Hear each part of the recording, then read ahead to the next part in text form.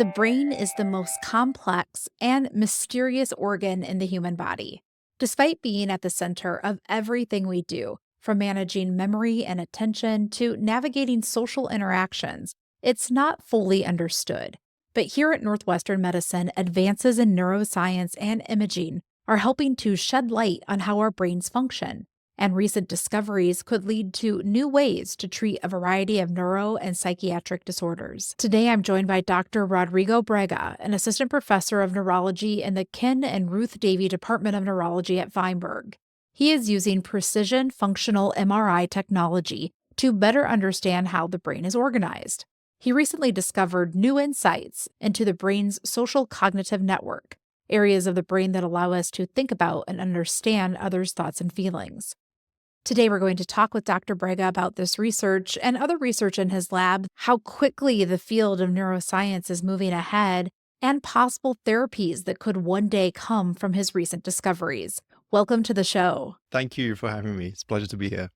Well, let's start by hearing a little bit more about you. I know that you joined Northwestern over 4 years ago, but I want to know a little bit more about your path to neuroscience. I heard this isn't exactly what you set out to do in life. I originally wanted to be a musician, and so I went to college to join a band and start a band and do music.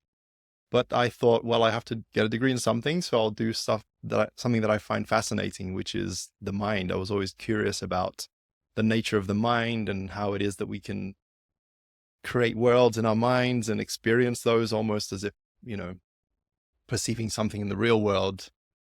And so I was always curious about that, and I decided to study it. And I initially started studying philosophy and psychology. But then when I studied psychology, I realized, the neuroscience component is what really fascinates me. And I related more to that way of thinking about the mind. You came here to Northwestern in 2020 to set up your lab. Tell me about the draw here to Northwestern and Northwestern Medicine. Well, Northwestern's a very exciting place to be. We have access to some really exciting opportunities. My lab, we focus on epilepsy patients, which are being monitored intracranially for their seizures. And so that gives us an opportunity to study the brain directly through intracranial recordings. We have excellent imaging facilities here at the Center for Translational Imaging, so I knew that we'd be able to accomplish our MRI goals. So for many reasons, it was a good move. You mentioned epilepsy. That's just one of the diseases that you are studying in your lab. Tell me a little bit more about how you use this fMRI technology to help explore and understand epilepsy and other conditions. A lot of our work focuses on epilepsy. The breadth of studies, they're all centered around this idea that you can map brain networks within individuals using functional magnetic resonance imaging, or fMRI. And so what we do is we start from that point, and then we see what populations can we apply this to, what different questions can we tackle with this technique. One of them is to do that within epilepsy patients, because we can take those brain network maps and then do intracranial recordings to sample the brain at high frequency and look at different signatures that you can't see in an MRI scanner. But also being able to map brain networks within individuals gives us a way to study neurodegenerative disease, for instance, in Alzheimer's. The idea being that if you can map exactly which parts of the brain are involved in things like language or recollection, then you can look at how the pattern of atrophy, which means brain shrinking in those patients, in those specific brain areas, relates to dysfunction. And so those are the two main arms. We're currently starting a project in the stroke division where we're looking at the same thing, take the network maps in people that have had strokes that affect language, so they have aphasia, and we're trying to track them over time to see how these networks are changing as someone recovers language ability following stroke. So this mapping of brain networks is what leads us to the study that we're talking about today that was recently published in Science Advances. And in this study, you focused on the brain's social cognition network to better understand how humans evolved to be so skillful at thinking about what's happening in other people's minds. This is something called the theory of mind network. So let's dig into this a little bit. Tell me about this theory of mind network and what motivated you to look into this. Yeah, so this is a really interesting thing that we can do as humans is you can put yourself in someone else's mind and imagine what they must be thinking. Classic example, everybody experiences this. You're in a coffee shop, you're paying for something, and the cashier seems grumpy or happy, or something is going on with them that you think, oh, I wonder what's happening in their minds. And so that's just an example of something that we do all the time. We're always thinking, I wonder how this person's going to react to what I say, how I should approach this, etc. And it turns out that the regions that are involved, the regions of the cerebral cortex that are involved in that type of thinking are in parts of the brain that have really expanded in our recent evolution. And that implies that it's something that we have recently become better at doing, or somehow are advanced because of that brain expansion. And so that's in itself fascinating. These regions are also part of something called the default network, which is a really interesting set of brain regions that increase their activity when you're left to mind wander. It's usually in the periods in between a task. You'll be doing a task in the scanner, and then when you're waiting for the task to start up again, this network will become active. And what are you doing in that time? You're probably thinking about, what am I going to do tomorrow? What happened to me yesterday? What was this person thinking, etc. So the default network's involved in this kind of creative, self-generated type of thought. And so that's, again, something I've always been interested in. And my work during my postdoc showed that actually within this canonical default network, we can tease apart two distinct networks when we define networks within the individual brain, that these two networks are adjacent to each other throughout the brain and were likely being blurred together by lower resolution approaches to brain mapping, or those that average data across individuals, because that induces blurring. And so that's how we started down this line. And it turned out that the functional distinction was that one network seemed to care about thinking about scenes and events. So for instance, if you're thinking, about something you're going to do later on today, or how you got to work, etc., that involves thinking about scenes, it's more of a spatial type of thinking. One network cared about that, but the other network seemed to care about this other type of thinking, which is when you're thinking about what is in someone else's mind. And so that's what we call theory of mind, and that's the interesting distinction. In this study, you were able to take some high resolution 7 Tesla MRI data.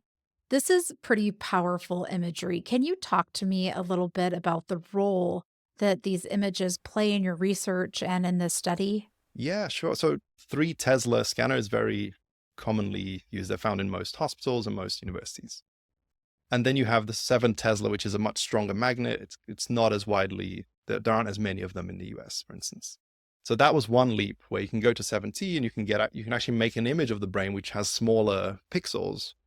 You can think of it as taking a high resolution photo where you can zoom in and see a very detailed, very crisp image.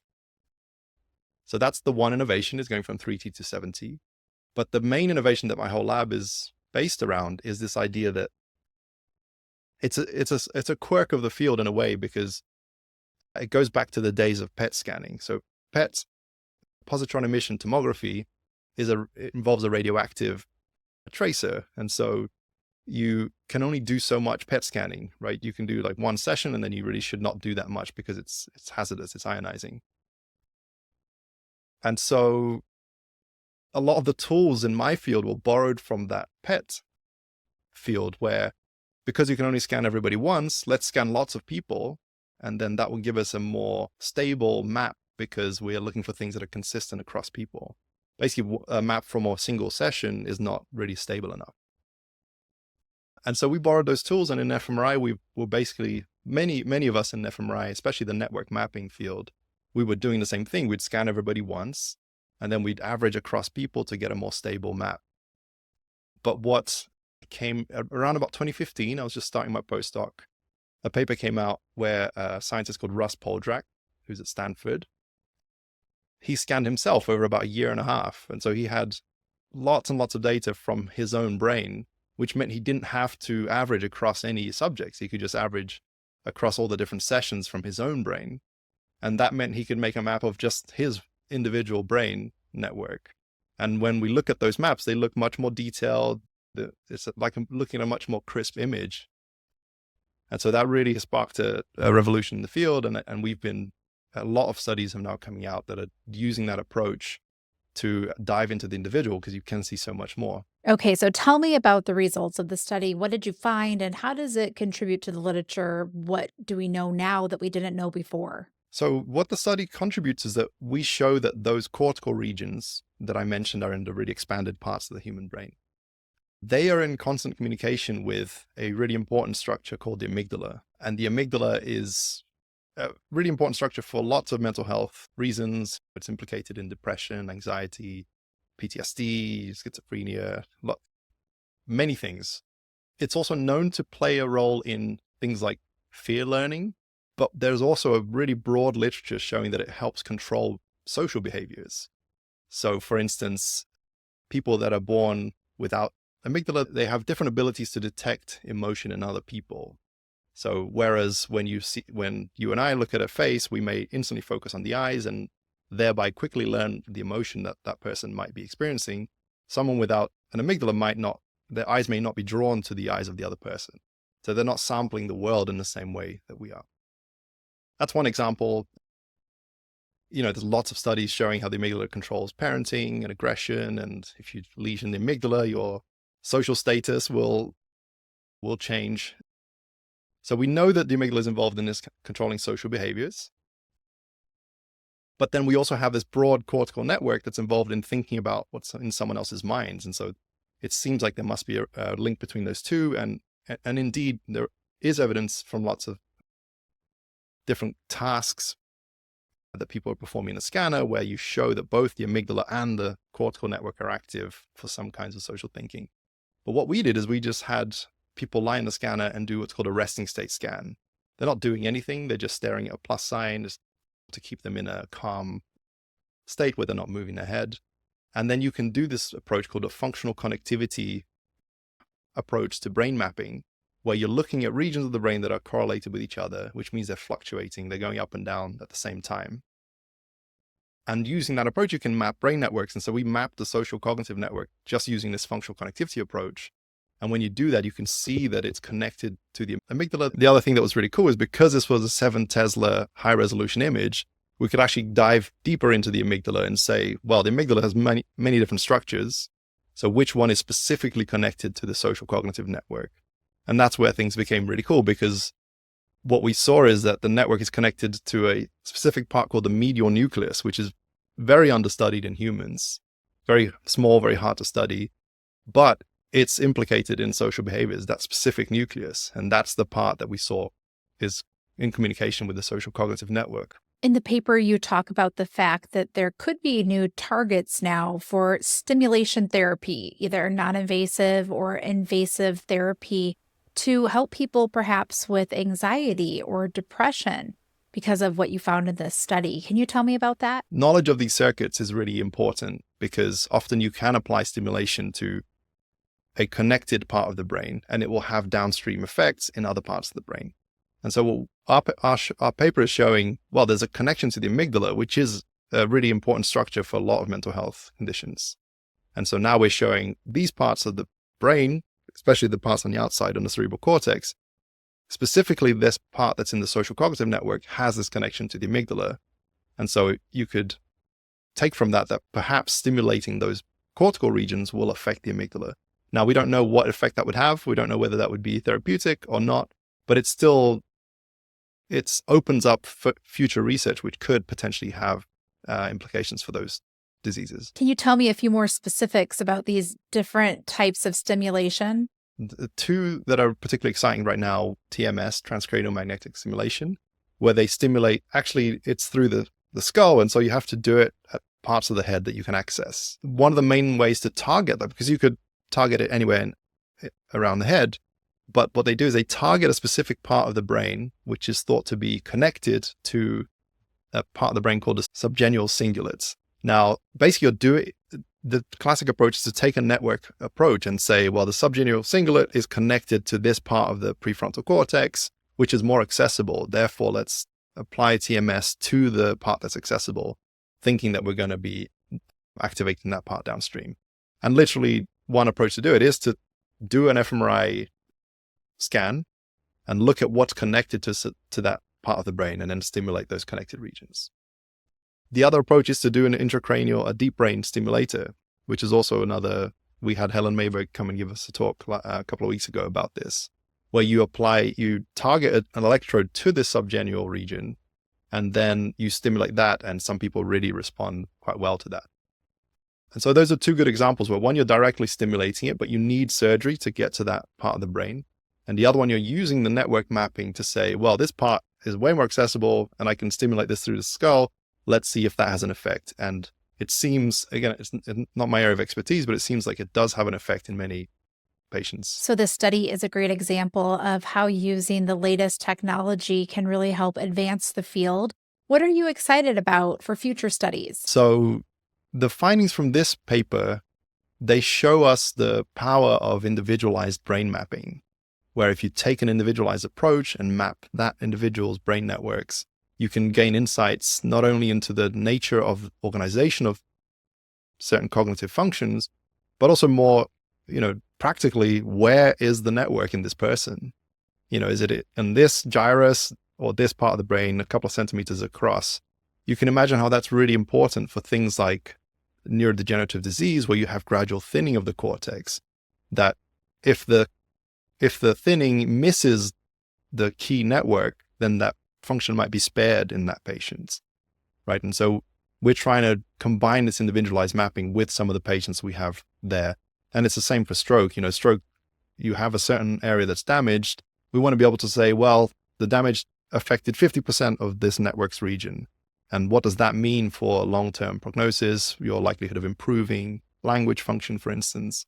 We think those are some really cool applications. Tell me about your students in your lab and how they contributed to this particular paper. Yeah, we have a very collaborative lab where because we focus on broadly similar techniques, the knowledge gained by one is shared between everybody. The student that really led this work that was published in Science Advances was Denisa Edmonds. She's a graduate student in my lab, and she was the recipient of an NSF GRFP scholarship. And she really, from inception, she was working on defining the network maps, and really a lot of the work we do is just how do you demonstrate what you're seeing clearly? And so she really did an excellent job of making figures that will really highlight the observations for the reader. Tell me about the next steps in your lab and where you would like to see some of these findings end up someday, some of these recent findings. We have some projects that we are ramping up. So we are currently collecting data on the primary progressive aphasia to study degeneration of the language network, which we can map within individuals. And a counterpoint to that is a study we're just starting in stroke patients, where we're looking at individuals that have had stroke that affects language, so they have aphasia.